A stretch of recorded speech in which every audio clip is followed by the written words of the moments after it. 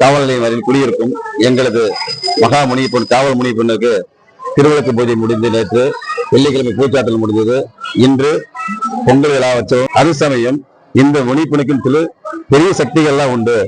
18வது ஆண்டு விழாவாக இந்த விழா நடைபெற்று கொண்டிருக்கிறது.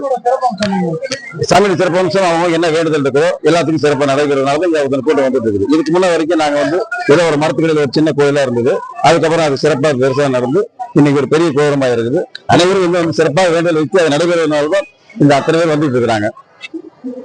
என்னென்ன சுவாமிகள் இங்க இருக்கிறது சாமி நம்ம செல்லியம்மன் கோயில் இருக்குது, கன்னிமா சாமிகள் இருக்கிறாங்க, அது போக முனியப்பன் இருக்கிறது, மகா விநாயகர் இருக்கிறாரு, ஈஸ்வரன் இருக்கிறாரு. வேண்டுதல் எல்லாரும் வச்சிருக்கிறாங்க. என்ன மாதிரி வேண்டுதல் அவங்களோட வேண்டுதலை பொறுத்து இருக்குது. ஆனா இருந்தாலும் நடைபெறுது, நிறைவேறுது. குழந்தை பாக்கியம் எல்லாம் வராங்க, கல்யாணம் தான் வராங்க, தொழில் நலம் வராங்க, கடன் பிரச்சனை வராங்க. நிறைய பேர் வந்து நிறைய பேர் செஞ்சிருக்கிறாங்க. அதெல்லாம் சிறப்பாக நடந்திருக்கிறதுனால நம்பி வந்து செய்யறாங்க. அன்னதானம் 1000 பேருக்கு நம்ம அன்னதானம் போட்டுக்கிறோம். மன்னதானப்பட்டியில காவல் நிலையம் வரை உள்ள இருக்கிற கோயில் முனியப்பன் கோவில்.